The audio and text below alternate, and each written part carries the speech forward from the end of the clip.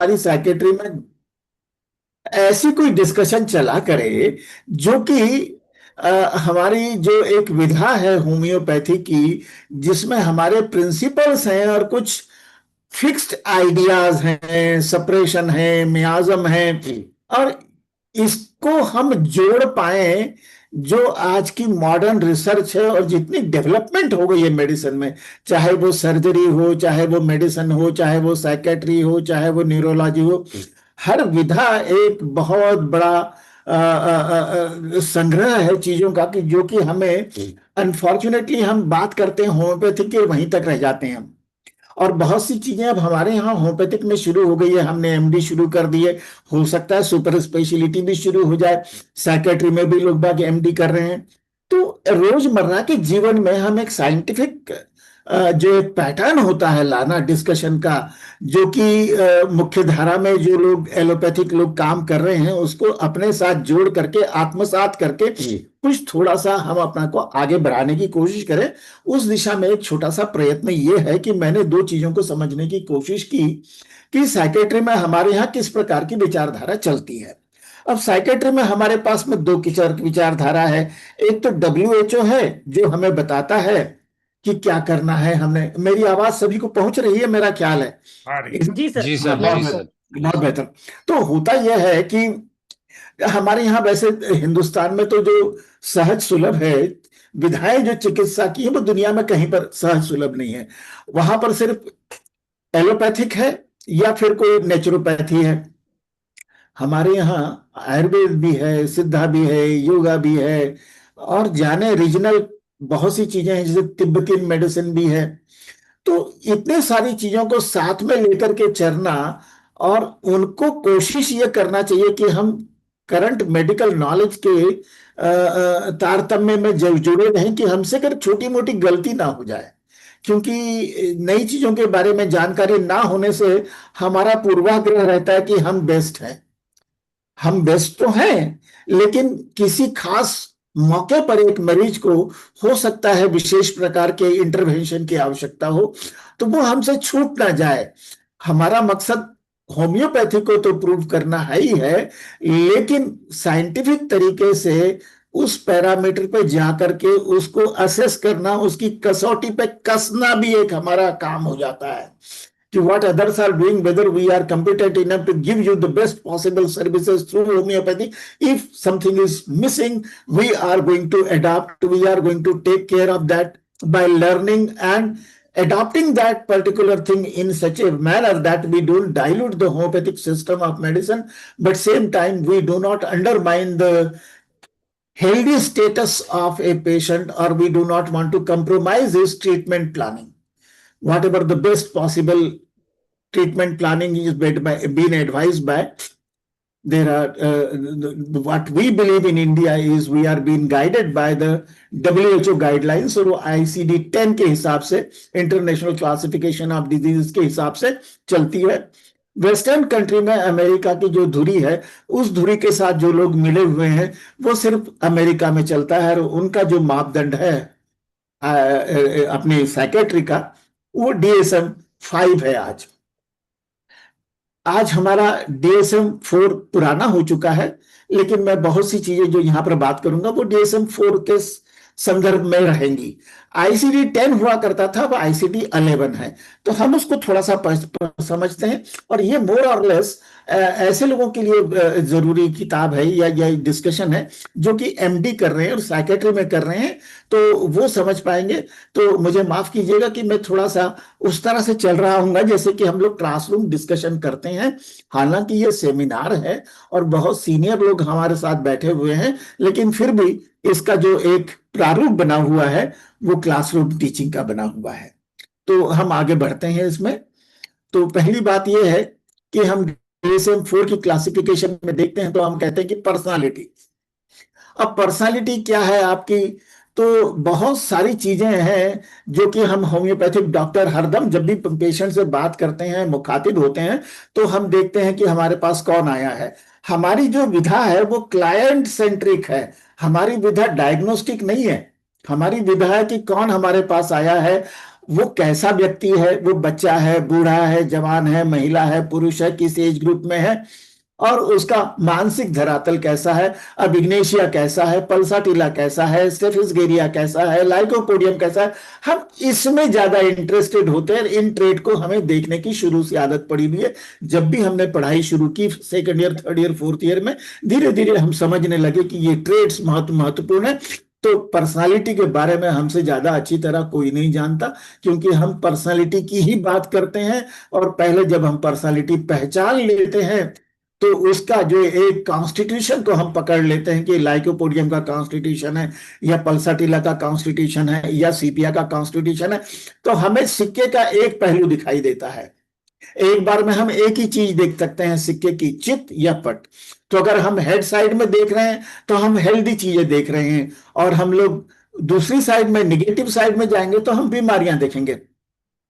तो हम जिस दिन पेशेंट को देखते हैं तो उसकी जब पर्सनालिटी का असेसमेंट करते हैं, आकलन करते हैं, तो हमारा मुख्य मुद्दा ये होता है आकलन का कि हम समझें कि इसमें क्या पर्सनालिटी में वीकनेस के ट्रेट हैं जो कि इसको बीमार बनाएंगे और कैसा बीमार बनाएंगे। तो जब जब वो मरीज बीमारी की अवस्था में आता है तो हमको सीपिया की बीमारी नजर आती है, चाहे वो स्ट्रक्चरल हो, बॉडी का हो, ऑर्गेनिक हो, या वो ब्रेन की विचारधारा में उसकी फंक्शनल हो। अब उसको डिप्रेशन है या उसको एंजाइटी है, तो एंजाइटी भी हर किसी को होती है, लेकिन वो सीपिया की एंजाइटी अलग होगी, अर्जेंटम नाइट्रिकम की अलग होगी, लाइकोपोडियम की एंजाइटी अलग होगी। हम इस बात को जानते हैं, तो हम अच्छी तरह से साइकेट्री को समझने के काबिल है, और हमें इसको पढ़ना चाहिए मॉडर्न विधा के साथ में। So we are talking about the traits, and traits we know that Pulsatilla का ट्रेट क्या होता है जो उसको पल्सटिला बनाता है, सीपिया के ट्रेट क्या होते हैं जो उसको सीपिया बनाती है। तो ये बात हम आगे चलते हैं। और ये हम देखते हैं कि अगर जो सीपिया है तो वो जिंदगी भर सीपिया है, पल्साटिला है तो वो जिंदगी भर पल्साटिला है, इग्नेशिया है तो जिंदगी भर इग्नेशिया ही है। तो आमतौर पर पर्सनालिटी चेंज नहीं होती है। It is a very enduring mode of comprehending and relating to the environment. जब भी हम इन्वायरमेंट की बात करते हैं तो हम अपने आप को एडजस्ट करते हैं। अब एडजस्ट हम इस तरह से करते हैं कि हमारे इंटरेक्शन होते हैं लोगों के साथ में, तो हमारे ट्रेट हमें गाइड करते हैं कि हम किस तरह से उस सिचुएशन में एक्ट करेंगे। अब वहां पर दो चीजें आती हैं, एक तो एक्शन है हमारा जो कि हमारा वर्बल है, व्हाट वी आर टॉकिंग, एक हमारे कपड़े लगते हैं, क्या हमने पहना हुआ है, और तीसरी चीज इसके साथ में जुड़ जाती है बॉडी लैंग्वेज। तो इसकी तरफ हम सभी लोग बहुत अच्छी तरह से ध्यान देते हैं। तो जिस किसी भी इन्वायरमेंट में हैं आप, और आप कैसे रिलेट कर रहे हैं अपने आप को उस इन्वायरमेंट में, वो एक मुद्दा बहुत जरूरी रहता है। अब हम अगर पर्सनालिटी के बारे में मोटी मोटी बातें जानते हैं तो हम कोशिश करेंगे कि पर्सनालिटी डिसऑर्डर क्या चीज होती है। पर्सनालिटी डिसऑर्डर जो भी है वो थोड़ी सी एक सामान्य रूप से बहुत ही, अगर आइडियल पर्सनालिटी मान लें हम लोग, परफेक्ट पर्सनालिटी तो कोई भी परफेक्ट नहीं हो सकता, दुनिया में कोई भी परफेक्ट नहीं हो सकता। कुछ न कुछ उसके ट्रेट ऐसे होते हैं जो कि थोड़े से उसको एक दिशा में प्रेरित करते हैं बिहेवियर के तौर पे, और वो लाइफ लॉन्ग प्रेरित करते हैं। तो that is a stable personality trait. अगर आप मुझको जानते हैं 25 साल से, तो आपने देखा होगा कि मैं 25 साल से, you can predict my behaviour. अगर आपने डॉक्टर दरियानी को जाना है 10-20 साल से, तो आपको पता है कि डॉक्टर दरियानी अगर कुछ कह रहे हैं तो क्या कहेंगे। तो मोटे तौर पे हम एक तरह से प्रेडिक्ट कर सकते हैं your future behaviour, because you know the person in past, how he has been walking, talking, behaving, taking his decisions in the life. So on the basis of that information, you can predict the future behavior. So personality is something which is stable traits. They are not going to change. They can be slightly modified, but they cannot be drastically changed. तो personality do not change. अब अगर किसी की personality में कोई छोटी सी negative चीजें हैं तो हम उसको कोशिश करेंगे कि वो उतनी ज्यादा उपद्रवकारी ना हो, हानिकारक ना हो। उसको हम थोड़ा सा दबाने की कोशिश करेंगे, उसको समझाने की कोशिश करेंगे, उसको एजुकेट करने की कोशिश करेंगे कि ये नेगेटिव ट्रेट है, इसको ओवरकम करो, ये अच्छे नहीं है, ये आपको एक तरह से गुणात्मक रूप से जीने के लिए निगेटिव साइड में ले जाते हैं। तो आपको उनको उनकी पर्सनालिटी के ट्रेट्स बताने होते हैं, उनकी वीकनेस बतानी होती है, उनकी पॉजिटिविटी बतानी होती है, और उनको सिखाना होता है। तो यहां पर क्योर नाम की कोई चीज नहीं होती। पर्सनालिटी डिस्क्राइब करते हैं जब हम, तो पर्सनालिटी वीकनेस जो है वो पर्सनालिटी डिसऑर्डर मान के चल रहे हैं हम लोग। खास करके थोड़े से जो ऐसे ट्रेट हैं जो कि नेगेटिव ट्रेट्स हैं। अब डिसऑर्डर पर्सनालिटी में जो व्यक्ति है वो अपनी नेगेटिव चीजों को भान नोटिस में नहीं ला पाता। कई बार वो कहता कि मैं बिल्कुल ठीक हूं, आप गलत हैं, मैं जो कह रहा हूं वही सही है। तो ये जो एक तरीका है लोगों का अपने बारे में विचारधारा बनाने का, वो रिसेप्टिव नहीं रहते हैं। तो वो हरदम मना करते हैं कि मैं बीमार नहीं हूं भाई साहब, मुझे तो इलाज की जरूरत नहीं है। आप कहेंगे नहीं नहीं, आप थोड़ा सा कंसल्टेशन के लिए चले जाइए, साइकेट्रिस्ट से मिल लीजिए, साइकोलॉजिस्ट से मिल लीजिए, आप थोड़ा सा बिहेवियर चेंज के लिए थोड़ा सा कुछ थोड़ी सी क्लासेस ले लीजिए, या कुछ थोड़े से सेशंस कंडक्ट कर लीजिए। Okay, no no, I am not sick. There is a straightforward denial. सबसे पहले मैं अगर कहूंगा, मुझे कहेंगे कि doctor Chauhan you have this defect in your personality, नहीं तो मैं तो ऐसा ही हूं, तो भगवान ने बनाया मैं, I don't want to change, you have to change, you change yourself. So people are like that, unfortunately. So they don't accept their drawbacks most often, but that behavior pattern increases their vulnerability to particular mental disorders। एक खास किस्म की मानसिक रोग के लिए वो ज्यादा ससेप्टेबल हो जाते हैं। अब इसी वजह से हम कहते हैं कि पर्सनालिटी डिसऑर्डर जो है एक बीमारी नहीं है, एक पैटर्न है बिहेवियर का। अब उसमें जो कंसेप्ट है उसको मैं दवा देकर के ठीक कर दूंगा, ये संभव नहीं है। हम उसको मॉडिफाई कर देंगे, थोड़ा सा उसको दबा देंगे, या थोड़ा सा उसको एक्सेप्टेबल बना देंगे। हमारी रुचि इसमें है, हमारी कोशिश इसमें है। क्योर में हमारी कंसेप्ट जो जो होम्योपैथिक का कंसेप्ट है, rapid gentle permanent cure, cure यहां पर अप्लाई नहीं होता। यहां पर सिर्फ थोड़ा सा मॉडिफाई करने की जरूरत है। वो जैसा भगवान ने बनाया हुआ है वो एक्सेप्टेबल है। जब आप पर्सनालिटी डिसऑर्डर के बारे में सोचते हैं तो हमको ये देखना पड़ता है कि जो चेंजेस आ रहे हैं वो क्यों आ रहे हैं। तो इन्वायरमेंटल फैक्टर्स जो होते हैं बहुत से, वो रिएक्ट करता है पर्सन उसके साथ में। अब रिएक्ट जो करता है तो बहुत छोटी सी बात होती है, बहुत छोटी सी बात होती है। हम आमतौर पे, मैं एक एग्जांपल तो ये देना चाहूंगा कि हम लोग टीचिंग के साथ में, हमारा कार्य क्षेत्र जो है वो टीचिंग है। अब बहुत से बच्चे होते हैं हमारे साथ में, एक एक दो बच्चे हमारे एग्जाम में फेल हो ही जाते हैं। अब जो बच्चा फेल हो जाता है तो वो थोड़ी सी disturbance, there is some disturbance in the audio probably, please. अब जो बच्चा फेल हो जाता है तो मेरे साथ तो ये होता था कि I was very dictator kind of a person, कि भाई I am not going to give you liberty, आपको पढ़ना है तो पढ़ के ही पास होंगे। अब वो फेल हो गए तो उनको जरा मुश्किल सवाल भी होते रहे होंगे, तो बच्चे कहते थे कि डॉक्टर चौहान ने फेल कर दिया। अब जो भी बच्चा फेल होता है वो डॉक्टर चौहान फेल करते हैं, लेकिन वो अपने अंदर झांक करके देखे कि उन्होंने क्या गलतियां की थी कि डॉक्टर चौहान ने फेल किया। तो ये पर्सनालिटी ट्रेट वो होते हैं कि जो अपने बारे में अपनी कमियों की तरफ तो नहीं देखते, वो सब कुछ बाहर की तरफ देखते हैं और उसी तरफ इशारा करते हैं कि साहब वहां गलती है। तो ये जो कंसेप्ट है साइकोलॉजी का, ये बड़ा दुधारी तलवार है। इसको ट्रीट करना बड़ा मुश्किल काम है। और एनीवे, जब भी कोई ऐसी अपॉर्चुनिटी मिलती है हमें, तो हमें अगर उसका मानसिक आयाम पता है तो हम उसको एक साइंटिफिक तरीके से टैकल करके ट्रीट भी कर सकते हैं। और उसमें काउंसलिंग, सपोर्टिव साइकोथेरेपी, ये इंसाइट उसको गेन कराना, उसकी गलतियों की तरफ धीरे धीरे ज्ञान उसको दिलाना, लेकिन इसमें टाइम लगता है। ये एकदम से 2 मिनट में नहीं हो जाता है। तो अब मोटे तौर पे हम एक बात, हिस्टोरिकल बात करते हैं कि what is the causes of personality disorders which have been nowadays we have been talking about it। तो जो पुरानी थ्योरीज हैं, अर्ली थ्योरीज हैं, उसमें वो कहते थे there is aberrant personality was thought to be due to genetic सब कुछ जेनेटिक है। जेनेटिक तो ऑफ कोर्स है, इसमें कोई शक नहीं है कि जेनेटिक नहीं है, लेकिन फिर भी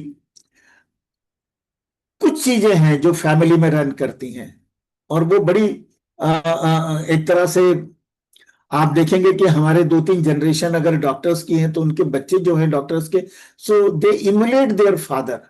most of the time they think like, they walk like their father, क्योंकि उनके फादर को हमने देखा है तो हमको अंदाजा लगता है कि ये उस फैमिली को बिलोंग करने वाला बंदा है। उसके ट्रेड्स, चलने फिरने बात करने के ट्रेड से भी हमें पता लगने लगता है।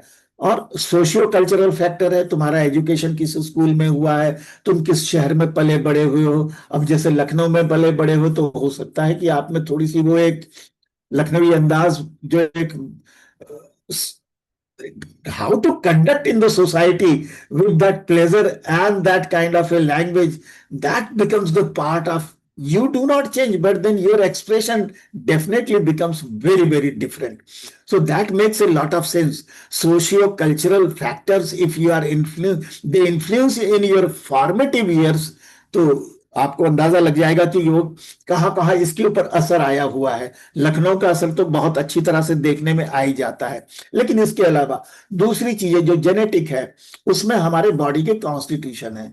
उसमें बॉडी के कॉन्स्टिट्यूशन में सोमैटोटाइप है, शरीर की संरचना है। अब शरीर की संरचना जिसको यहाँ पर लेप्टोसोम्स कह रहे हैं या एक्टोमॉर्फिक कह रहे हैं, ये वो लोग होते हैं जो सल्फर की तरह होते हैं, जो फास्फोरस की तरह होते हैं, lean thin tall fair delicate sensitive people होते हैं। और ये वाले जो होते हैं लोग बाग, खास करके इनकी पर्सनालिटी जो होती है वो शाइजॉइड पर्सनालिटी होती है। अगर आप सल्फर को देखेंगे तो ये शिजोफ्रेनिया के पेशेंट्स होते हैं, मोर और लेस। थिंग्स आर ब्यूटीफुल, उनको गंदी से गंदी चीजों में भी खूबसूरती नजर आती है। वो हंसते गाते फिलोसफिकल तरीके से उठते हैं, रात को सपने भी देखते हैं तो खुशनुमा सपने देखते हैं, और गाते हुए उठते हैं, अपने मन की लगन में चलते हैं। तो ये क्या है, दुनिया तो बड़ी मुश्किल है, दुनिया में चलना जीना बहुत ही दिक्कत का मामला। ये हंसते हुए गाते हुए उठ रहा है, इसकी अपनी एक दुनिया है, ये दुनिया में रहता इस वाली है, लेकिन इसकी दुनिया जो दूसरी है वो बड़ी बहुत खूबसूरत दुनिया से ये बिलोंग करता है।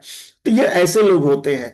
लेप्टोमार्फिक या एक्टोमार्फिक जो होते हैं वो सल्फर के पेशेंट होते हैं, और ऐसे लोगों की बीमारी साइकेट्री में हम कहते हैं कि ये शाइजॉइड पर्सनालिटी वाले हैं। विचारशील है, फिलोसफिकल है, अकेले रहने वाले हैं, आनंदित रहने वाले हैं, बहुत सारे लोगों के बीच में ना भी रहें तब भी आनंद में रहते हैं अपने विचार में। दूसरी जो पर्सनालिटी है जिसको साइक्लोथाइमिक पर्सनालिटी कह रहे हैं, ये होती है हमारी गणेश भगवान की तरह। जैसे कि हमने कहा थूजा की पर्सनालिटी या सूजा का कॉन्स्टिट्यूशन जो होते हैं, ये बड़े मोटे ताजे होते हैं, इनकी शरीर के छाती चौड़ी होती है, दिल बड़ा होता है, लीवर बड़ा होता है, मतलब विश्वास बड़े होते हैं। और ऐसे लोग जो होते हैं वो बड़े जोवियल होते हैं, एक्सट्रोवर्ट होते हैं, खाने पीने वाले के शौकीन होते हैं। इनको बड़ा मजा आता है पार्टी देने में, मिलने में, जुलने में। लड़ाई झगड़ा नहीं करते, ये बड़ी इंपॉर्टेंट बात है। लेकिन होता क्या है इनमें, ये शिकार हो जाते हैं डिप्रेशन के, खास करके। तो ये कुछ ऐसी बॉडी टाइप है जिसको देखते ही हमें पता लग जाता है कि प्रोबेबली इनके साथ में संभावना ये है कि ये बीमारियां ये हो सकती है। आप एज के बारे में देखें तो आपको अंदाजा लगेगा कि जैसे जैसे हम बच्चे बड़े होने लगते हैं, 15, 16, 17 साल के होने लगते हैं, तो आपको मैं बताऊं कि हमारा जो सेंट्रल नर्वस सिस्टम है वो डेवलप होने लगता है। अब सेंट्रल नर्वस सिस्टम जब डेवलप होता है तो हमारी जो बुद्धि है, जो प्रज्ञा है, जो विवेक है, वो फ्रंटल लोब में है। ये वाला जो लोब है, हमारा माथा जो बड़ा है, ये बंदर में नहीं होता। ये जो हेयर रिसीड कर गए हैं पीछे, ये बंदर के पास नहीं होता। यहां से उसके बाल तो आंखों के ऊपर से ही शुरू हो जाते हैं। ये क्यों हुआ, क्योंकि हमारे ब्रेन में कुछ इवोल्यूशन हुई और वहां पर कुछ नया अंग प्रत्यंग बना ब्रेन का, जिसको हमने फ्रंटल लोब कहा। तो फ्रंटल लोब जो है वो इंटेलेक्चुअल है, इंटेलेक्चुअल ब्रेन जो है वो फ्रंटल लोब है। अब फ्रंटल लोब में ये सामने वाला हिस्सा है। सामने वाला हिस्सा जब बच्चा 18 1 साल का होता है तो डेवलप हो चुका होता है। हम वोटिंग राइट्स दे देते हैं बच्चे को कि ये एडल्ट हो गया है। अब साइकेट्री के हिसाब से मैं आपको कहूं, एडल्ट होना दूसरी बात है, लेकिन मेच्योर होना दूसरी बात है। जो मैच्योरिटी के लिए इसके सामने वाला हिस्सा है, इसको हमने प्री फ्रंटल एरिया कहते हैं। इसको प्री फ्रंटल एरिया, ये वाला एरिया मैच्योर होता है जब हमारी अकल दाढ़ निकलती है। जब हमारी अकल दाढ़ निकलती है 25, 26, 27 साल में, उस वक्त तक मेच्योर होता है, उससे पहले मेच्योरिटी नहीं आती है बच्चे को। बच्चा एडल्ट हो जाता है, उसको ट्रीटमेंट हम एडल्ट की तरह करते हैं। तो यहाँ पर जो फ्रंटल लोब के जो कार्य है वह है प्लानिंग है, हाउ टू ऑर्गेनाइज थिंग्स जिंदगी में, प्रॉब्लम सॉल्विंग है, मेमोरी है, इम्पल्स कंट्रोल है, कब हमने किससे क्या बात करनी है, कैसे कपड़े पहन के बाहर जाना है, पार्टी में जाना है तो कैसे कपड़े पहनने हैं, ऑफिस में जाना है तो कैसे कपड़े पहनने हैं, सुपीरियर के कमरे में जाना है तो पूछना है मे आई कम इन सर, आप सब कुछ जानते हैं।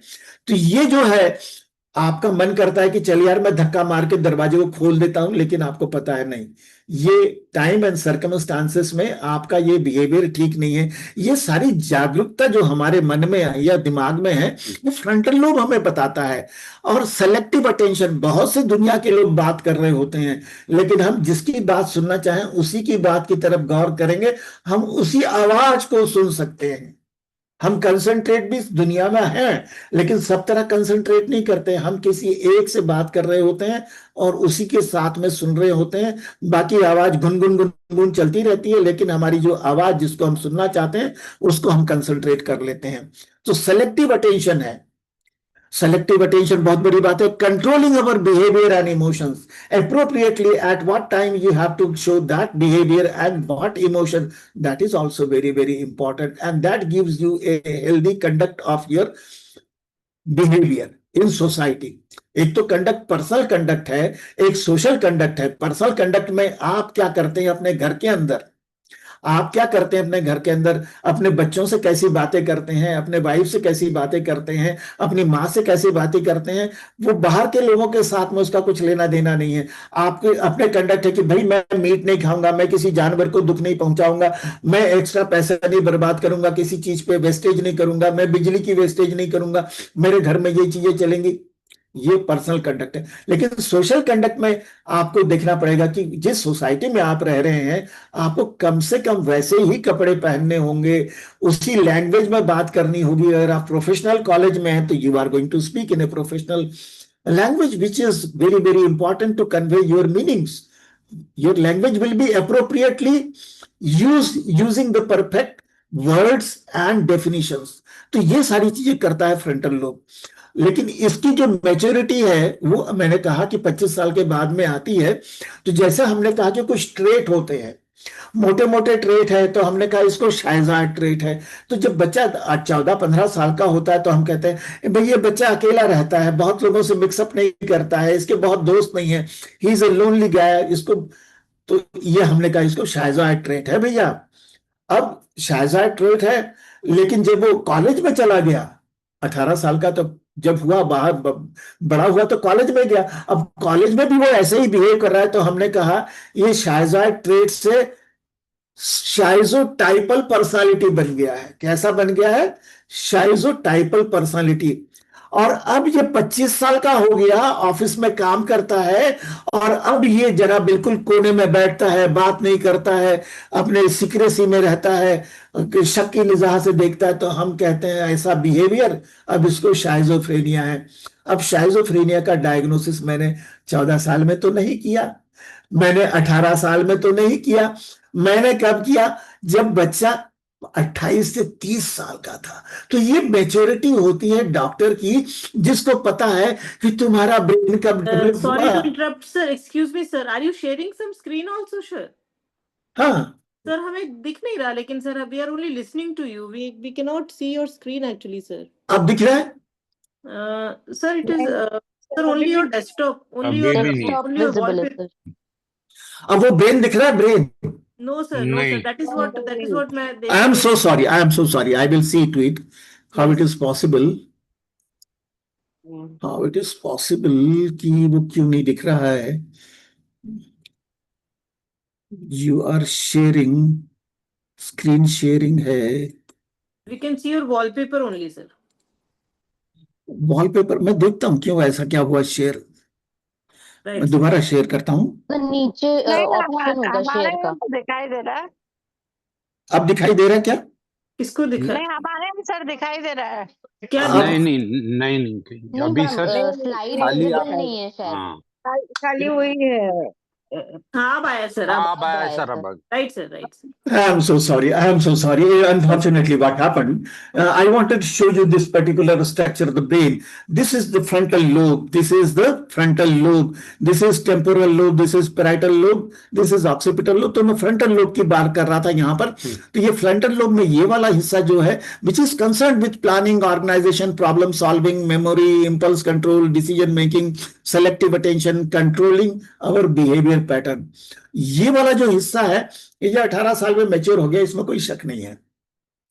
लेकिन फाइनल मैच्योरिटी जो होती है, जो प्री फ्रंटल लोब की है, प्री फ्रंटल आगे वाला जो लोब है, ये मैच्योर होता है 27-28 साल में, 25 साल से 32 साल के बीच में. पर्सन टू पर्सन वेरी कर सकता है. जब हम साइकेट्री की बात करते हैं तो हमें ये देखना चाहिए होता है कि DSM-4 है या DSM-5 है या ICD-10 है, ये जिन लोगों ने बनाया है, ये शरीर रचना अभूतपूर्व ज्ञाता भी है, फिजियोलॉजी के भी ज्ञाता है, बायोकेमिस्ट्री के भी ज्ञाता है, न्यूरोट्रांसमीटर्स के भी ज्ञाता है. तो कुछ प्रॉब्लम्स हो सकती हैं आपके बिहेवियर पैटर्न में जहां पर न्यूरोट्रांसमीटर्स कम ज्यादा हो जाएं, जैसे अल्जाइमर्स डिजीज है, जैसे पार्किंसंस डिजीज है जिसमें डोपामाइन कम हो गया, तो वो भी तो बिहेवियर पर नुकसान पहुंचाता है. वो भी तो तुम्हारी सोचने समझने की शक्ति को नीचे लाता है. तो अगर ऐसा होता है तो हमें जो प्राइमरी बीमारी है, जो शारीरिक बीमारी है, उसके बारे में पहले डायग्नोसिस करना है. Psychiatry is secondary. It is not the primary disease. Primary psychiatry is that there is no damage to the structure and function and chemicals which are neurotransmitters. It is not neurodegenerative disorders. So when we diagnose a condition, we probably take note of many things and we discriminate and eliminate those possible conditions which can cause this kind of a problem. So we need to know about the structure, the organic structure, the function, and the biochemistry, which is the key for neural integration and behavior pattern. तो मैं ये वाली बात कर रहा था. चलो anyway, तो ये इंजरी यहाँ पर फ्रंटल लोब में इंजरी हो जाएगी, तो यहाँ पर से जो हमारे इमोशंस हैं, यहाँ पर से जो हमारा इमोशनल के साथ में इंपल्स कंट्रोल है, लैंग्वेज है, मेमोरी है, ये सब कुछ डिस्टर्ब हो सकता है. तो ये सिर्फ साइकेट्री की प्रॉब्लम सिर्फ साइकेट्रिक वजहों से होती है, तो वो वजह जो है, वो फंक्शनल वजह क्या है वो देखना पड़ता है. ऑर्गेनिक वजह को रूल आउट करके हम फिर फंक्शनल डिसऑर्डर को ट्रीट करते हैं. अगर ऑर्गेनिक वजह हो गई, फर्ज करो कि कोई न्यूरोट्रांसमीटर कम हो गया, तो फिर हम उसको रिप्लेसमेंट थेरेपी पे डालते हैं. आजकल के हिसाब से आप होम्योपैथिक तो दे ही सकते हैं, लेकिन रिप्लेसमेंट थेरेपी भी एक बहुत महत्वपूर्ण मुद्दा रहता है. और आजकल तो बहुत सी नई चीजें आ गई हैं जिसमें हम सेंट्रल नर्वस सिस्टम में इम्प्लांट लगा सकते हैं. कुछ इम्प्लांट और कमाल की बातें देखने में आ रही है. हो सकता है 5 साल बाद वो चीजें हमें सहज सुलभ हो जाएंगी हिंदुस्तान में, लेकिन आज के दिन तो नहीं है. एनीवे, तो ये ब्रेन को दिखाने का पूरा मकसद मेरा ये था कि हम थोड़ी सी आगे की तरफ समझ लें. और मैं दोबारा से आपको देखता हूं, शेयर करता हूं वाली अपनी स्लाइड. ये रही. ये क्या स्लाइड आपको नजर आ पा रही है? जी सर. Is it? हाँ चलो, okay, all right, if it is fantastic. So you can just show the first 2 slides also, just so that recording में रह जाए sir. Just this was the initial slide, which was the introduction. Okay. And then there is a personality. What is personality? It has got certain traits. That union of certain traits is going to give you a type of personality. And it is a lifelong kind of a thing. Lifelong kind of a thing. Personality cannot be changed. Please remember, we can modify few things here and there, but total personality cannot be changed. Personality disorders जो होते हैं वो भी fix ही रहते हैं, मोर और less. और वो डिस्ट्रेस जो करते हैं आपके बिहेवियर की वजह से, आपको भी थोड़ी सी तकलीफ होती है और समाज को भी तकलीफ होती है. तो एक बीमार व्यक्ति जो है, साइकेट्रिक व्यक्ति जो है, वो अपने लिए भी खतरा है और समाज के लिए भी खतरा है. उसका सेल्फ कंडक्ट ऐसा है कि वो अपने आप को भी नुकसान पहुंचा सकता है और जिस समाज में रह रहा है उसको भी नुकसान पहुंचा सकता है.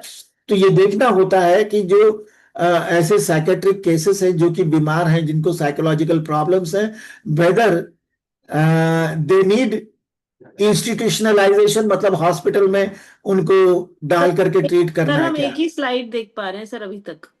हमने एक ही स्लाइड एक देखी अभी तक। सिर्फ ये ब्रेन वाली जो आप शेयर करें ना, सर यही रह गई। प्रॉब्लम्स आफ्टर तो इंजरी 5th नंबर वाली स्लाइड देखी अभी तक आपने, जिसमें लास्ट एक्सप्लेन किया है।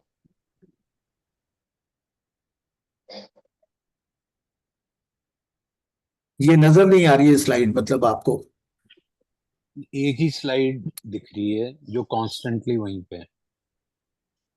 इसका मतलब ये है कि वो कुछ थोड़ी सी प्रॉब्लम यहाँ पर। तो नेक्स्ट स्लाइड चेंज करके देखिए, फिर आपकी स्क्रीन में चेंज हो रही है।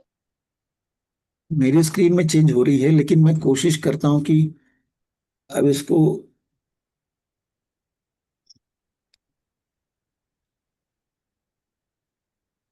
मैं बदलने की कोशिश करता हूं स्क्रीन अपनी।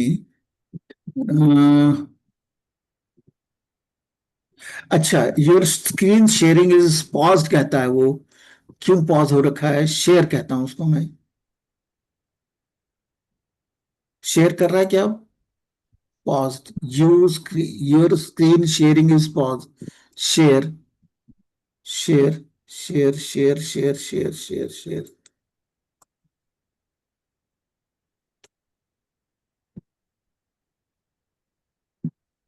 माय गॉड, क्या हुआ ये?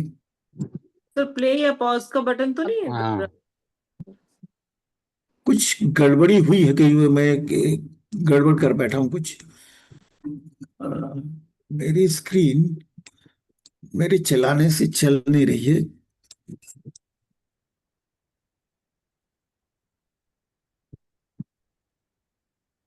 मैं दोबारा से शेयर करता हूं। कविता, क्या हाल है? ठीक हूँ sir, very well. Nice, nice, nice. तो थोड़ी सी दिक्कत चल रही है। मैं अब शेयर करके देखता हूं। अब आया क्या? अभी वेट कर। अब आया सर। अब आ गई ना? Hmm. Okay, all right, okay, all right. पुरानी थ्योरीज थी पर्सनालिटी डिसऑर्डर की, इसमें खासकर जेनेटिक कंट्रीब्यूशन को बहुत महत्वपूर्ण कहा गया था। सोशल और फैमिली और कल्चरल इन्फ्लुएंस को इतना इंपॉर्टेंस नहीं, लेकिन फिर भी बहुत कुछ इंपॉर्टेंस दिया था। बॉडी बिल्ड के बारे में खास करके बात की जाती थी। तो ये जो बॉडी बिल्ड है, ये एक्टोमॉर्फिक जो कि सल्फर टाइप है, उसमें मैं कह रहा था कि ऐसे लोगों को शाइजाइड पर्सनालिटी डिसऑर्डर्स होते हैं जो गणेश भगवान की तरह होते हैं। इसको इंडोमॉर्फिक कॉन्स्टिट्यूशनल सोमैटोटाइप कहते हैं, जिसमें कि हमारी डिप्रेशन या मेनिया की संभावना बनी रहती है। एज में, एडोलेसेंट में हल्के से ट्रेट पता लगने लगते हैं। जब बच्चा मेच्योर हो जाता है 18-20 साल का, तो वो ट्रेट स्टेबल हो जाते हैं। और वो स्टेट ज्यादा अगर और खराब हुए तो वो डिस्टरबेंस पैदा करते हैं एडल्टहुड में, आपके डे टू डे लाइफ में। तो वहां पर डायग्नोसिस इसको कंफर्म करते हैं। लेकिन शुरुआत में हम स्टैंप नहीं करना चाहते किसी को भी कि इसको ये बीमारी है। हम कहते हैं कि इसका ये सोचने का तरीका है, खास करके पर्सनालिटी डिसऑर्डर में, क्योंकि it is a traumatic thing.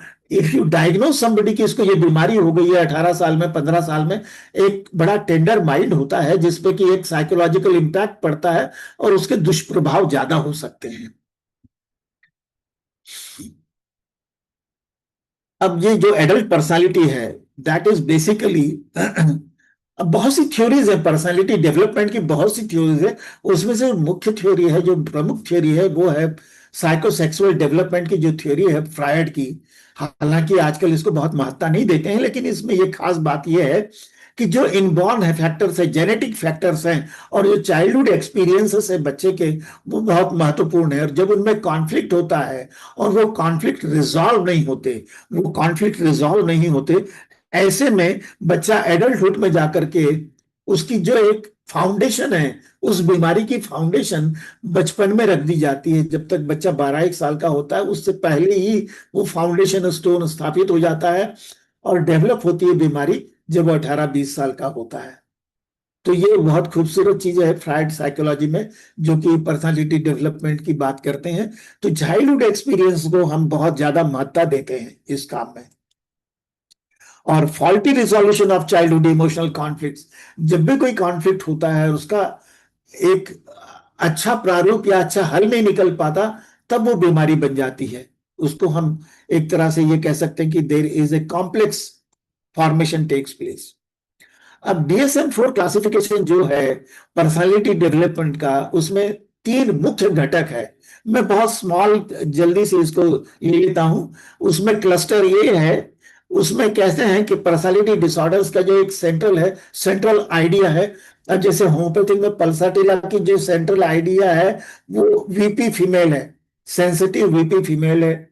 और लाइकोपोडियम को जैसे हमने कहा कि he is hungry for power, ऐसे एक शब्द में अभिव्यक्ति अगर देनी हो क्लस्टर ए पर्सनालिटी डिसऑर्डर की, तो हम उसको कहते हैं कि they are odd eccentric people. Cluster A में हमने 3 पर्सनालिटी डिसऑर्डर रखी हुई है DSM-4 में या DSM-5 में। उसमें एक पर्सनालिटी है पैरानॉइड पर्सनालिटी डिसऑर्डर, दूसरी है शाइजॉइड पर्सनालिटी डिसऑर्डर, और तीसरी है शाइजोटाइपल पर्सनालिटी डिसऑर्डर। तो 3 पर्सनालिटी डिसऑर्डर्स है DSM-4 या 5 में। दूसरा जो क्लस्टर है हमारे पास में, वो क्लस्टर है हमारे पास में क्लस्टर बी। तो पहली जो जो क्लस्टर ए की जो बीमारियां हैं, उसमें हमारी विचारों की बीमारी होती है, थिंकिंग। जो बीमारियां हैं दे बिलोंग टू थॉट। हमारे विचार कैसे हैं, इसमें तब्दीली आती है। और दूसरा क्लस्टर है बी डिसऑर्डर। इसमें हमारी जो आती हैं, इसमें हमारे को इमोशनल प्रॉब्लम्स आती हैं खास करके। तो इमोशनल प्रॉब्लम में अफेक्टिव मतलब इमोशनल प्रॉब्लम्स है, तो ये लोग बड़े ड्रामेटिक होते हैं। और खास करके एंटी सोशल पर्सनालिटी है, बॉर्डरलाइन पर्सनालिटी है, हिस्टेरियनिक पर्सनालिटी है, नार्सिसिस्ट पर्सनालिटी है। आप ये देखेंगे इस प्रकार की पर्सनालिटी, ये 4 पर्सनालिटी डिसऑर्डर्स रखे हुए हैं क्लस्टर बी पर्सनालिटी डिसऑर्डर में। और क्लस्टर सी पर्सनालिटी डिसऑर्डर में हमारे पास 2 किस्म की पर्सनालिटी खास करके मुख्य रूप से रखी है। एक OCD है, ऑब्सेसिव कंपल्सिव डिसऑर्डर टाइप की, और दूसरी है dependent personality disorder. Dependent personality disorder में है, वो हर चीज के लिए चाहता है गाइडेंस, कोई मेरी देखभाल कर ले। मैंने कपड़े खरीदने तो कोई मुझे मार्केट ले जाकर के कपड़े दिला दे। मैंने अगर कॉलेज जाना है तो मेरे को कोई कॉलेज में जाके एडमिशन दिला दे। वो इतनी हिम्मत नहीं जुटा पाते कि वो अपने लिए अपने डिसीजन खुद ले सके। तो ऐसे लोग जो होते हैं वो डिपेंडेंट पर्सनालिटी डिसऑर्डर के होते हैं, और उनको हम न्यूरोटिक्स में कहते हैं, माइनर मेंटल डिसऑर्डर में रखते हैं।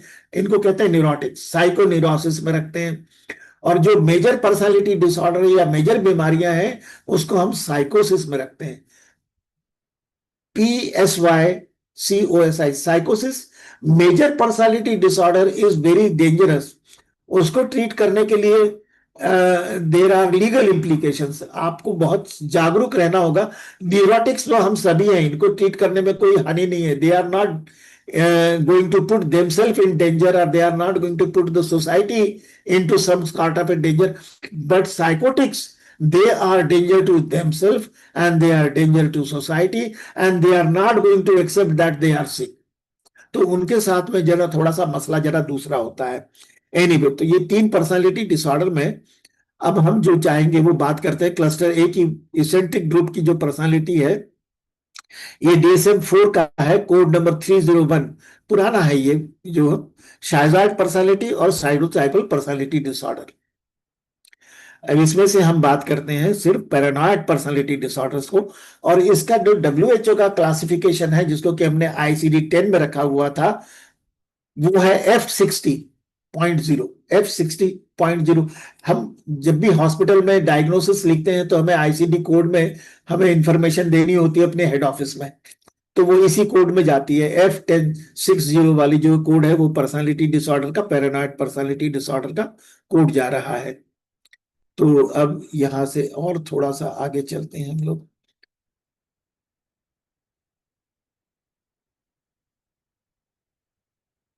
ये थोड़ा सा पैरानॉर्मल या एबनॉर्मल पर्सनालिटी के मारे हुए इसके बारे में है।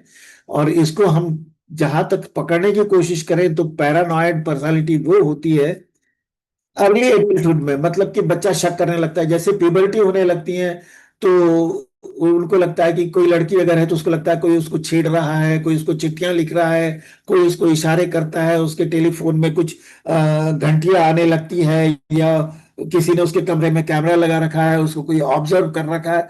they have a very strong sense that somebody is observing them, following them, teasing them. जब वो घर से ऑफिस चले जाते हैं कुछ लोग, तो उनको लगता है मेरे कमरे में कोई आ जाता है, कमरा खराब कर देता है, मेरी चीजें अस्त व्यस्त करके चला जाता है। तो इस किस्म की चीजें शुरुआत में वो सोचते हैं, और फिर वो बाद में इसमें जो कोर मुद्दा है वो सस्पिशन का बहुत ज्यादा है। They are suspicious of everything. अब सस्पिशियस बहुत ही ज्यादा अगर हो जाएगा तो उसमें ये होता है कि उनको लगता है कि उनको जहर दे देगा, जैसे लेकेसिस वाले लोग हैं।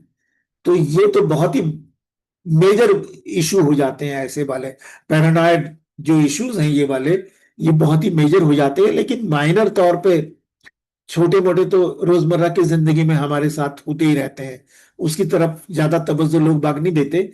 और इसकी इटियोलॉजी में they are more commonly seen in males and their prevalent rate is approximately 1 to 2% in population, and sex ratio is female to male ratio is 3:1। Paranoid personality disorder का फीमेल टू मेल रेशियो जो यहाँ पर हमें पता लग रहा है, और ये ICD-10 का है, तो ये 3:1 है। और प्रीडिस्पोजिंग फैक्टर है बहुत स्ट्रांगली, इसका हेरिडिटरी लिंक है, ये खानदान में होते हैं, फैमिली में होते हैं, जेनेटिकली है, और subject to early parental antagonism and harassment। अब एंटागोनिज्म जो है कि माँ बाप की नहीं बन रही है, बच्चा जो कहता है उसको सुनते नहीं है, उसकी तरफ ध्यान नहीं देते या उसको स्ट्रिक्टली हैंडल करते हैं, तो स्कूल में किसी के साथ में हरासमेंट हो जाती है, बच्चा they are going to bully the child, some child, and that gives a very deep impression in his psyche, and that psyche which is undermined at the time of दूसरी तीसरी चौथी पांचवी छठी क्लास में बहुत ही टेंडर माइंड होता है, तो वो जाके 8वीं 9वीं 10वीं में ये थोड़े से पैरानॉइड सिम्टम देने लगता है। इसमें कोमॉर्बिडिटी, कोई भी साइकेट्रिक प्रॉब्लम अकेली नहीं आती है, हरदम उसके साथ में एक छोटी मोटी बीमारी लगी रहती है जिसको हम लोग कहते हैं कोमॉर्बिडिटी। और इसमें एक तो है ब्रीफ रिएक्टिव साइकोसिस एंड डिल्यूजनल डिसऑर्डर, ये दोनों हो सकते हैं। एंजाइटी भी हो सकती है, सब्सटेंस एब्यूज, जब ये ज्यादा परेशान होते हैं, अपनी बातें शेयर नहीं कर सकते, तो ये थोड़ा सा नशा भी करने लगते हैं ये वाले बच्चे। डिप्रेशन का भी थोड़ा बहुत कंट्रीब्यूशन हो सकता है। मतलब एक बीमारी के साथ में 1, 2 या 3 एसोसिएटेड कंडीशंस आपको देखने को मिलेगी। प्योरली आपको पैरानॉइड पर्सनालिटी तो मिलेगी, लेकिन आपको ध्यान रखना है कि एक ही पर्सनालिटी के संदर्भ में 2-3 चीजों को और भी देखना है कि कौन कौन सी चीजें जुड़ी हुई हैं, क्योंकि वो थोड़ा सा स्पेक्ट्रम और उसके चांसेस ऑफ क्योर और chances of better outcome of treatment will hinder. it will not give you opportunity to tackle it so effectively because there are 2, 3, 4 clusters are there and it is a very complicated affair for him। तो शाइजोफ्रेनिया भी हो सकता है उसको। तो anyway, अब characteristic trait क्या होते हैं? खास करके ऐसे बच्चे होस्टाइल होते हैं, स्टबॉर्न होते हैं, आर्गुमेंटेटिव होते हैं, दे डाउट लॉयल्टी एंड ट्रस्टवर्दीनेस। अब वो हस्बैंड और वाइफ है तो वो कहेगा, हस्बैंड लॉयल्टी डिमांड करेगा कि वाइफ इज लॉयल और नॉट, उसके चरित्र को हनन हरदम करेगा कि नहीं, you are not a loyal person. और हो सकता है कि ये ड्रग एडिक्ट हो, मतलब कि अल्कोहल भी लेता हो, तो अल्कोहलिक तो होते ही ऐसे हैं कि जो किसी के चरित्र पर हरदम डाउट करते हैं। Spouse being unfaithful, constantly test the honesty of others, अपने दोस्तों को आजमाने की कोशिश करेंगे। They are suspicious without reason, कोई ऐसी वजह नहीं है कि आप सोचेंगे इसके ऊपर आपको शक करना है, लेकिन वो करते हैं शक। Believing others are using or deceiving him, वो आपको यूज कर रहे हैं अपने बेनिफिट के लिए। हरदम लगता है कि मेरा दोस्त जो है मेरा दोस्त नहीं है, मेरी दोस्ती इसने इस वजह से कर रखी है, मेरा फायदा उठाना चाहता है। And he is reluctant to confide personal information. They will not disclose their personal information. उनके बाकी दोस्त कौन है, रिश्तेदार कौन है, उनका गांव क्या है, उनके असेट क्या है, उनकी प्रॉपर्टी क्या है। They will keep very close guard on certain issues. And they are afraid of information will be used against them. और आजकल के जमाने में हो भी सकता है, ये सत्य भी हो सकता है। And they are very rigid. They keep on the grudges for lifelong. मेरे को उस जमाने में इसने ये किया था तो मैं बदला लूंगा। They are very hypersensitive और ओवर सेंसिटिव। और उसको अगर हम करेक्ट करने के लिए कहें कि देखो यार तुम्हारी ये बातें ठीक नहीं है, तो ये क्रिटिसिज्म को लाइटली नहीं लेते, ये अपने ईगो पे ले लेते हैं। They don't like correcting them and they read hidden meaning in. अब डे टू डे लाइफ में we are talking in casual manner, हमने किसी को कुछ कहा तो उसके वो अपने हिसाब से गलत मायने निकाल करके ये सोचते हैं कि मेरे को टीज करने के लिए खास करके इस आदमी ने इस वहां पर ये शब्दों का प्रयोग किया है। Innocent remark can be taken as something very serious and dubious things. Their casual looks of other people who are watching them, they think there is some reason why they are watching me, and tend to misinterpret minute clues जिसके बारे में आप कभी ध्यान नहीं देते, वो दो चार जोड़ने की कोशिश करते हैं। And they magnify and distort the clue in the environment. उस दिन ये हुआ था और आज ये हुआ था, ये दो और दो मिलकर के चार होते हैं, इसका मतलब ये मेरे पीछे पड़े हुए हैं। They perceive attack on their character and not apparent to others. अब हम कहेंगे कि हम चार दोस्त बैठे थे, हमने अगर ड्रिंक भी ले ली, किसी ने कुछ कह भी दिया तो आपका कैरेक्टर असैसिनेशन नहीं था। नहीं, पर्पसली मुझे शराब पिला करके मेरे साथ ये बात की गई। They will have the conviction that people are against them. They are using every opportunity to malign them. They are taking every opportunity to create a mess for them in life. So they are so stubborn, they are so hostile, and they are so suspicious. They are quick to react and retaliate. उनको लगा कि इसने मेरे बारे में कुछ कहा है, तो जैसे सल्फर का पेशेंट होता है, क्विक टू रिएक्ट, न्यूरोटिक होता है वो, they react very fast. Usually react with anger. अब उसमें एक गुस्से का भी एक साथ में एलिमेंट जुड़ा हुआ है। And they are cold and distant in their relationship. They are not very warm, they are not very casual, they are very methodical in terms of their interpersonal relationship, and they measure their words. They have difficulty in relaxation. They can't relax mentally. Anyway, so in summary, what we find that such people who have these traits, they have unwarranted suspiciousness and tendency to misinterpret the actions of others as threatening or deliberately harmful. खास तौर से जानबूझ करके तुम्हारे बारे में। और they are stereotype. अब वो क्या है कि आइसोलेशन में चले जाते हैं, या फिर उसके जैसे कुछ दोस्त हैं उनके साथ में वो मिल जाते हैं, जो कि आइडियोलॉजी एक जैसी होती है। अब आपने देखा होगा कि कुछ सारी फैमिली ने सुसाइड कर लिया। So there is a kind of a thought process which everybody shares in that family, and they are united as a family. तो ऐसा भी होता है कि उनको सेम ग्रुप के लोग मिल जाते हैं। तो इसको हम तीन धरातल पे देखते हैं। आप सोचते कैसे हैं, फिर आप महसूस कैसा करते हैं, फिर आप एक्शन कैसा करते हैं। तो यहां पर जो कॉग्निटिव लेवल है, तो आप समझते क्या है। Strong sense of self importance में एक महत्वपूर्ण व्यक्ति हूं, उनको अपनी बारे में बहुत बड़ा एक गुमान होता है। And is exceptionally talented and he is going to achieve, and he has such potential capability to achieve something which is very very great in life. He can achieve that. He believes about himself like this. They are very much suspicious.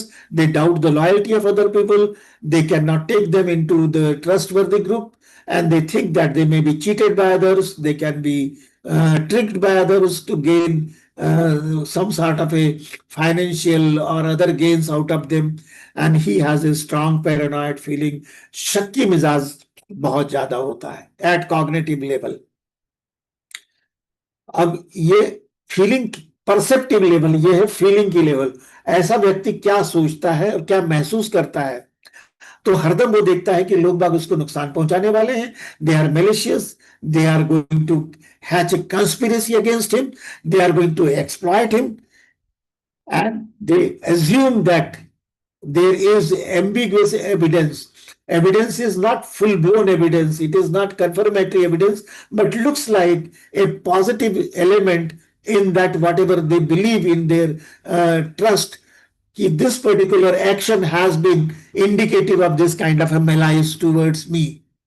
probably, and their people are going to exploit him, use his personal information and deceive him. They take him as, probably they are against his name, fame, money, so they are going to harm him. So at affective level, he takes offense very easily. After perceptive level, they take offense very easily, and at behavior level, they constantly question loyalty. ये तू मेरा दोस्त है, तू मेरा पक्का दोस्त है, तू मेरे साथ है, तू ऐसे तो नहीं सोच रहा है. They will not confide their secrets to anybody, and they will constantly check their spouse or sexual partners, their whereabouts, their question their fidelity. अब तो जीपीएस का जमाना आ गया है, ये लगा दिया, वो लगा दिया, स्पाइंग कर ली, सब करते रहेंगे ये लोग. They hold grudges indefinitely. आज उन्होंने कुछ करना है तो पता नहीं लगेगा कि 10 साल बाद क्या करेंगे वो आपके साथ में. दिक्कत ये है इन लोगों के साथ. एंड अपेरेंटली अगर दूसरे लोगों के बारे में हम देखें कि आप इनके बारे में क्या सोचते हैं, हमारे ऑफिस में लोग हैं तो वो इनके बारे में क्या सोचते हैं ऐसे लोगों के बारे में, तो आप कहेंगे यार ये थोड़ा सा शक्की मिजाज है, ये छोटी सी बात में तुनक जाता है, ये थोड़ा सिक्रेटिव है, थोड़ा सा ये आइसोलेटेड रहने वाला बंदा है, इसमें सेंस ऑफ ह्यूमर नहीं है या लिटिल सेंस ऑफ एंजॉयमेंट है, ये ग्रुप एक्टिविटी एंजॉय नहीं करता है, इसको तुम बुलाओगे पार्टी में ये कोई ना कोई मसला खड़ा कर देगा, इसको जरा दूर ही रखो यार. He is argumentative, stubborn, and small things are going to prick him, which one should avoid in day-to-day life and in a gathering, in a reasonable occasions when we are meeting. And the most unfortunate thing is he is unreasonable. He is unreasonable. He will not mend his ways. तो यहां पर जो defence mechanism है, जो कि फ्रूडियंस defence mechanism कहते हैं, और उसकी बिटिया थी अन्ना फ्रूड, उसने काफी इसके ऊपर लिखा हुआ है. तो इसमें जो डिफेंस मैकेनिज्म है, मेन डिफेंस मैकेनिज्म है, दैट इज प्रोजेक्शन. जो कुछ भी अवगुण अपने ऊपर है वो अवगुण वो दूसरे पे प्रत्यारोपित कर देते हैं कि वो गलत है, वो झूठा है, वो विश्वास के काबिल नहीं है. होता यह है कि वो खुद विश्वास के काबिल नहीं होते. तो ये डिफेंस मैकेनिज्म इसमें खास करके ऐसा व्यक्ति बार बार यूज करता है. Whatever unwanted feeling he has got within him, he projects and he tells कि ये लड़का जो है ये ठीक नहीं है, ये खराब है. Anyway, a common form of projection occurs when an individual threatens to his own angry feelings and accuses others of harboring hostile thoughts. अब वो कहेंगे कि साहब मैं तो यार दोस्त हूं इसका, लेकिन ये मेरा दुश्मन बना हुआ है, हर बात पे मेरे पीछे पड़ा रहता है, और होता उल्टा है इसका. ये इसको याद करने का एक छोटा सा तरीका है इस पर्सनालिटी को, उसको हमने एक निमोनिक में डाला है, सस्पेक्ट. और सस्पेक्ट में S stands for spouse, fidelity, suspected. S stands for spouse, fidelity, suspected. U stands for unforgiving. S stands for suspicious of others. E stands for perceives attacks. ऐसा लगता है कि आपको नुकसान पहुंचाने वाला है ये. And E stands for enemy or friend. आपको लगता है कि ये दोस्त कम ज्यादा, दुश्मन ज्यादा है. And then C is confiding in others' fear. और इनको डर लगता है अपने बारे में ज्यादा किसी के बारे में किसी को इंफॉर्मेशन देना कि आपकी इंफॉर्मेशन को ये दुरुपयोग करेंगे. And T is threats perceived in benign events. छोटी छोटी बातों में जिनका कि कोई ऐसी वजह नहीं है, उसको भी ये थ्रेटफुल नजरिए से देखते हैं कि इसका कुछ दूसरा मतलब है. अब ये समझिए कि इसका आउटकम क्या है, प्रोग्नोसिस क्या है, कोर्स क्या है. सिम्टम्स में intensify in life, further life. जब वो 45-40 साल के होंगे तो सिम्टम ये ज्यादा बढ़ सकते हैं. और homeopathically from the miasmatic point of view we can say that this is a psychotic miasm की प्रधानता है. They are mischievous, they are untrustworthy, they are going to take some sort of revenge. तो they are psychotic, they are malicious. अब इसकी हम diagnostic जो है, मयाज्म से भी हमें प्रोग्नोसिस का पता लगता है. सोरिक मयाज्म जो है वो बिनाइन है मयाज्म, उसकी जो बीमारियां हैं वो ज्यादा अच्छी तरह से ट्रीटेबल है, उसमें साइकेट्री की बीमारियां भी जो है वो भी अच्छी ट्रीटेबल है। लेकिन साइकोटिक और सिफिलिटिक मियाज्म में आने वाली बीमारियों का जो आउटकम है, जो प्रोग्नोसिस है, that is bad prognosis, that is poor prognosis. अब अगर हेनेमियन क्लासिफिकेशन में देखें तो जो हमारा क्लासिफिकेशन है वो 4 ऑर्गनॉन में जो दिया हुआ है 210 से लेकर 230 तक, मेरे ख्याल से या 25 और 30 तक है। तो उसमें एक तो है एक्सिस जो है, उसमें क्या कहते हैं हम लोग, axis 1, axis 2, axis 3, purely psychic और या प्योरली बॉडीली, या फिर bodily diseases affecting the mind, और अल्टीमेटली होती है जिसके के बारे में हमारी कोई उसका कोई क्लासिफिकेशन ही नहीं होता, वो अपने आप आ जाती है और अपने आप चली जाती है। तो पैरानॉइड शायद personality disorder belong to axis of purely psychogenic cluster, purely psychogenic cluster. अब इसमें हमारा ट्रीटमेंट एम क्या है? अगर हम पेशेंट को देखते हैं तो हमें क्या करना चाहिए, एम एंड ऑब्जेक्टिव क्या सेट करेंगे ट्रीटमेंट के लिए? तो हमें ये देखना है कि individual is suspicious and he goes into the isolation, तो उसकी ये ट्रेट को कम करें, वो आइसोलेशन में ना चला जाए, अपना चारों तरफ एक बैरियर ना बना ले कि एक उससे कम्युनिकेशन ही मुश्किल हो जाए, तो उससे कम्युनिकेशन जरूर बनाए रखिए किसी न किसी हाल में। उसके लिए क्या अप्रोच होनी चाहिए आपकी? Professional stance with clear explanation. आपको उसको इमोशनली अटैच नहीं होना है, प्रोफेशनली उसके साथ में बात करनी है और इस तरह से बात करनी है कि वो उसका कोई ऑफेंस ना ले पाए, कोशिश ये करनी है। एम्पैथेटिक अप्रोच, उसके साथ में उसके इमोशन से जुड़ करके, दिली लेवल पे जुड़ करके, आत्मीयता के साथ में उसकी चीजों को सुनना है।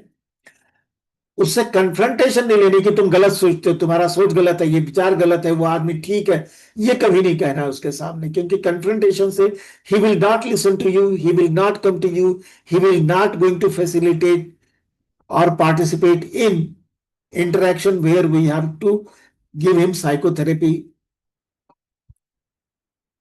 जनरल मैनेज में इंडिविजुअल साइकोथेरेपी देंगे, उसमें इनिशियली सपोर्टिव साइकोथेरेपी होती है और ऐसे जो कुछ भी एग्जाम्पल है या जो कुछ हमारे कमेंट्स हैं उसकी तरफ बहुत ध्यान देने की जरूरत है कि आपके जो कमेंट्स हैं उसको वो गलत तरीके से ना यूटिलाइज कर ले और वो आपके अगेंस्ट हो जाए।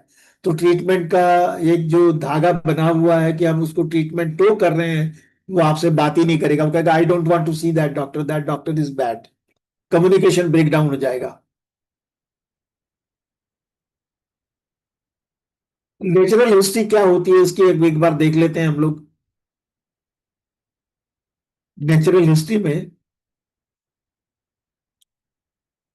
यहां 0 से लेकर के यहां तक, ये 100 तक का मान लीजिए ये रास्ता है, यहां से यहां तक। तो बीमारी की पहली, दूसरी, तीसरी, चौथी और पांचवी, 4-5 अवस्थाओं से नेचुरल हिस्ट्री गुजरती है। तो सबसे पहले है जो कि आपके पास व्यक्ति है, जो सब्जेक्ट है, स्टेज ऑफ ससेप्टिबिलिटी पे आता है, जो पैदा हुआ है उसकी जेनेटिक पूल में, जेनेटिक पूल ऐसा था कि जो उसमें ऐसे जीन्स थे और एनवायरनमेंट में ऐसी बातें हुई उसके साथ में कि he became sensitized to become a paranoid personality, उसमें ट्रेट डेवलप होने लगे। अब वो जो stage of subclinical disease में है वो 6ठी-7वीं का विद्यार्थी है, उसके जो ट्रेट है वो अभी बहुत ओवर्ट नहीं है, लेकिन वो एग्जाम में फेल हो गया, उसको एक झटका लगता है, उसको लगता है मेरे टीचर ने मुझे फेल कर दिया। ही टेक्स ए ऑफेंस, ऑफेंस, मेरे को तंग करना चाहते हैं, मेरे को बुरा दिखाना चाहते हैं, मुझे फेल कर दिया। और यहां पर पहली बार वो प्रकट होते हैं ईर्ष्या के और पैरानॉइड ट्रेट, और वो बीमारी की प्रथम अवस्था में पहुंचता है। धीरे से अपने आप भी ठीक हो सकता है, या काउंसलिंग से ठीक हो सकता है, या ट्रीटमेंट से ठीक हो सकता है। यहां पर वो फिर सब क्लिनिकल चले जाते हैं ट्रेट्स, और वो फिर तीसरी बार आते हैं। पहली बार सेंसिटाइजेशन, दूसरी बार प्रकट होते हैं, तीसरी बार वो सबकॉन्शियस माइंड में चले जाते हैं, लेकिन वो एक्टिव तरह से प्रेजेंट नहीं होते। और उसके बाद में कभी लाइफ में आफ्टर मैरिज हुई, या बच्चा हुआ, या फाइनेंशियल क्राइसिस हुआ, या पेरेंट्स की डेथ हो गई, स्ट्रेस में they come on the surface again in acute form. उसके बाद में एक्यूट फॉर्म में अगर आप ट्रीटमेंट अच्छा करा लेते हैं तो वो ठीक भी हो सकते हैं, मैनेजेबल हो सकते हैं। नहीं कराएंगे तो वो स्ट्रॉन्ग चलते रहेंगे, क्रॉनिक की बीमारी के रूप में चलते रहेंगे। तो स्टेज ऑफ ससेप्टिबिलिटी में एक्सपोजर हुआ, उसके बाद सब क्लिनिकल डिजीज हुई, फिर active first time acute manifestation हुआ, फिर वो चला गया सब क्लिनिकल स्टेज में, और उसके बाद में सेकेंडरी लेवल पे आया, तो फिर ये फिर क्रॉनिक बन करके आया। तो ये इसको याद रखना होता है। और हर लेवल पे, प्रेजेंटेशन के लेवल पे इंटरवेंशन होता है। स्टेज ऑफ ससेप्टिबिलिटी में प्राइमरी प्रिवेंशन, स्टेज ऑफ सब क्लिनिकल में secondary prevention, stage of clinical disease में टर्शरी प्रेजेंटेशन। ये आउटलाइन बनाते हैं हम लोग ट्रीटमेंट के लिए।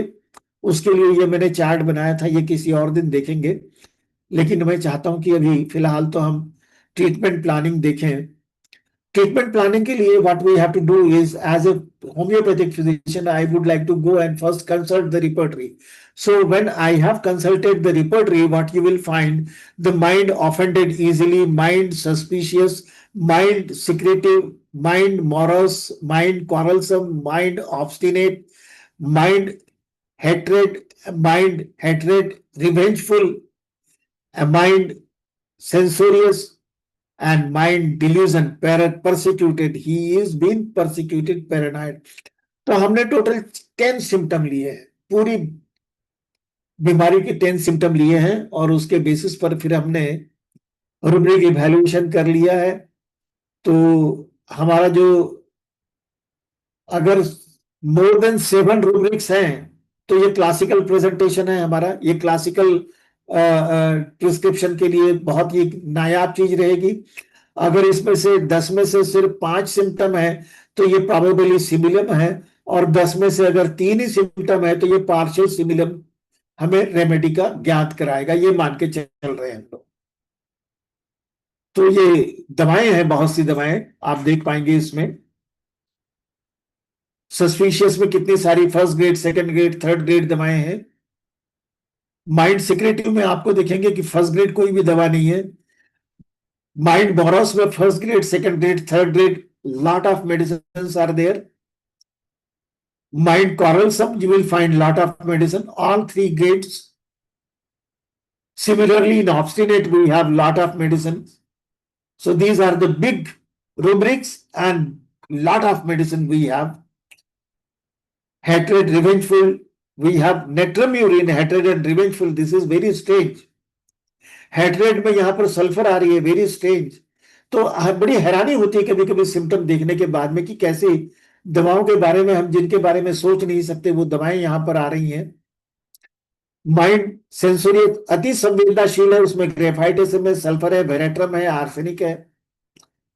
और 10वें नंबर की दवा जो है डिल्यूजन्स, परसिक्यूटेड, पैरानॉइड जो है, सिनकोना है, कालीब्रोम है, ड्रोसेरा है।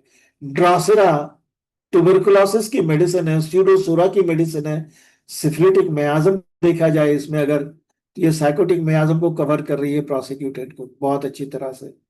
ये रिपोर्टोरियल चार्ट है हमारा 10 क्वेश्चन 10 का, और यहाँ पर हमारे पास ये 10 दवाएं हैं, टॉप 10 रेमेडीज। नंबर 1 इज लाइकोलैकेसिस, ये है cuprum, anacardium, natrum mur, aurum, calcarea, ignatia and sulphur.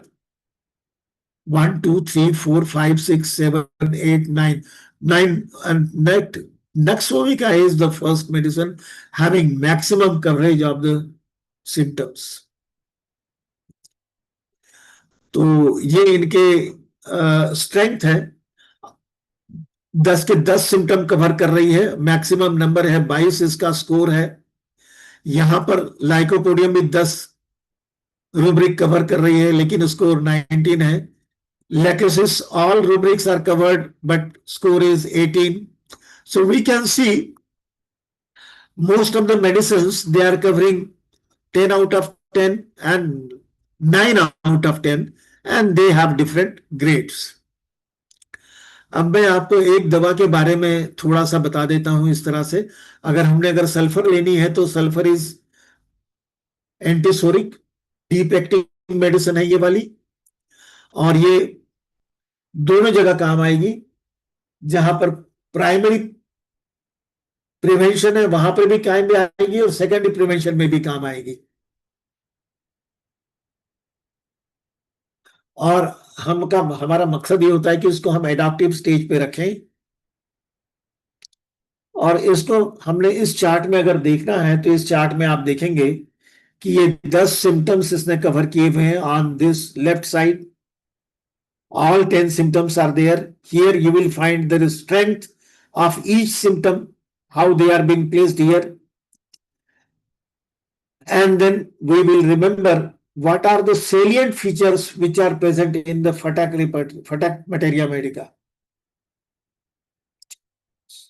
So in this way, we can try and figure out all other remedies, all the remedies we can have.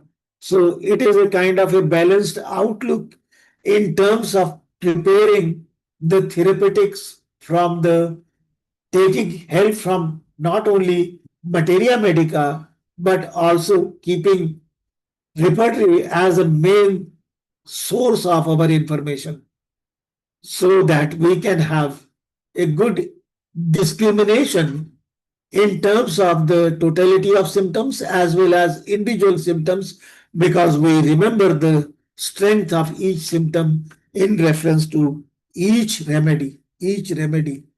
So these are some of the important ways how I am giving important to repertorial chart, I am giving important to generalities, and I am giving important to mental generals. So friends, there are constitutional medicines. You remember how they are placed here. Where primary prevention में क्या चाहेंगे हम लोग, specific prevention secondary में when overt means symptomatic है patient तब देना चाहेंगे। अब इसके बाद में आपके ऊपर it depends upon you which potency you want, how much repetition you want, whether you want a single dose high potency, and generally in psychiatric cases we believe in single dose and high potency intercurrently. So this is how we have the chart, important rubrics and the strength of the each rubric, how it has been presented in the repertory, then in physical journal how it is placed, and in mental journals what are the traits we have. So friends, I think I have taken a lot of time, and I hope it was a rather taxing thing to continue for a very long time, but nevertheless it has been a kind of overview of concepts which have been given in the modern text for paranoid personality traits and personality disorder, and we have tried to correlate it with homeopathic concept and formulation of treatment planning. So if you have any question, you can have those questions with me.